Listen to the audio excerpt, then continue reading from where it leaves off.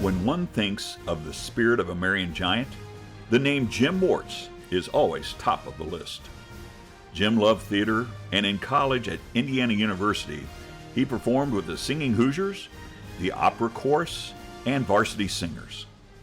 After graduating from IU in 1962, he returned to Marion High School as a teacher. Jim taught speech and English and was business manager and director of the MHS Auditorium, later named the F. Ritchie Walton Performing Arts Center. He was the sponsor and creative director of the Marion Booster Blocks from 1964 to 1971, averaging 600 participants a year. He was instrumental in helping to raise $90,000 for the 1970 Marching Giants to realize a dream trip to Europe. Jim was loved and respected by his students and colleagues. Over the years, he taught English, drama, and tech prep. He retired from Marion Community Schools in 2000 after teaching for 38 years. You didn't have to look far to see Jim's love for the Marion community. He had the rare gift of community leadership, getting people fired up about a project, and being able to organize it and carry it off.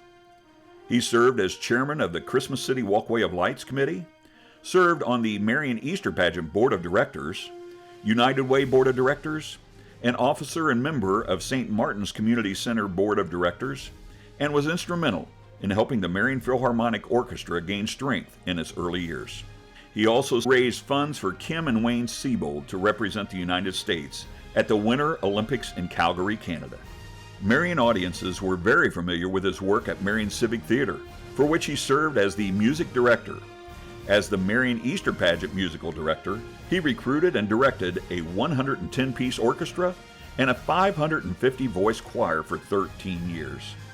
Jim was an artist, a teacher, a community leader, and tonight we want to congratulate Jim Moritz for going into the Marion Giants Arts Hall of Fame.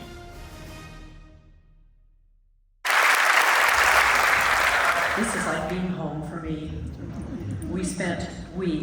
Jim and I, spent so many hours here. Some of our students are here.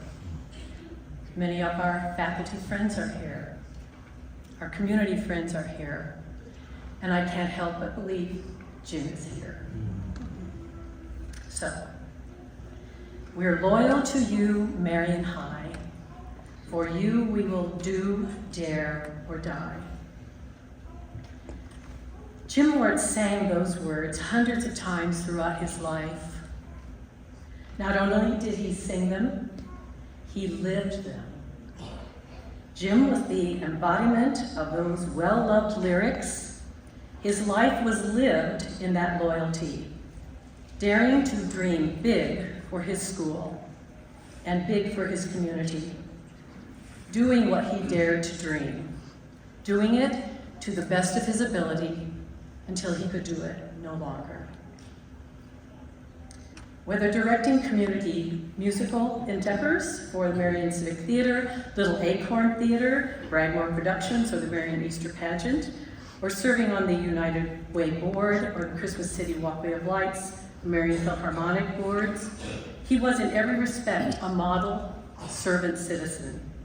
His talent for meticulously organizing events and motivating people to do better than they ever dreamed they could do resulted in a great sense of achievement for many Marion residents. He was a people person to the max. And the exact same thing could be said of his time working with students at Marion High School. Jim loved teaching, whether in the classroom or outside the classroom. He spent copious hours narrating halftime shows for the Marion Marching Giants and donning the role of show doctor for so many choral department opening nights in the fall, Broadway musicals, and Sings on the Green in the spring. And since, as probably many of you know, the word small was not in that man's vocabulary, the cheerleaders he mentored and the booster blocks he sponsored were required to strive for perfection through perseverance and precision. Everything had to be just so, no excuses. But that drive for perfection was not carried out in a resentful or harsh manner, no. A joke here, a wink and a cajole there. The kids always knew that Mr. Moritz was on their side, that he loved the Giants, that in his own preparation for each activity he led, from weekly booster block practices to their performances at each game, it was evident to all who participated in the process and those who were fortunate enough to witness the results that he, and if I may borrow a sports phrase, left it all on the field. He left it all on the court. The kids followed him like he was the Pied Piper. And as the first auditorium director, he saw to its operation as if it were his own.